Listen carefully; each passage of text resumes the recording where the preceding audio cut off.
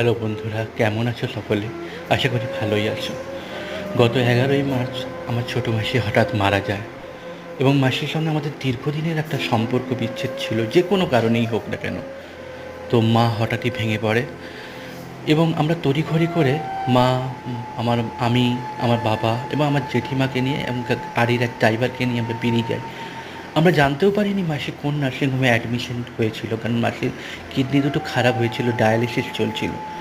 তো কোনো এক মারফত আমরা জানতে পারি যে হাওড়ার এক নারায়ণী নার্সিংহোমে ভর্তি রয়েছে। তড়িঘড়ি করে সেখানে পৌঁছেও যাই, কিন্তু সেখানে গিয়ে জানতে পারি মিনিট 10কে বের করে নিয়ে যাওয়া হয়। নয় করলাম নার্সিংহোমে যে কোথায় নিয়ে গেছে, কারণ এখানে কাছাকাছি শ্মশান কোথায় আছে, তারা কেউ কিছু বললো। আমরা রাস্তার সামনে বেরিয়ে চারিদিক ঘোরাঘুরি করছি, তখন এক কোনো হলো যে এখানে কাছাকাছি শিবপুর শ্মশানকেই একটা বডি গিয়েছে। এখানে তড়িঘড়ি করে সেই দিকেই গেলাম, শিবপুর শ্মশানের দিকে, কিন্তু মাসিকে দেখতে পেলাম না। তার আগেই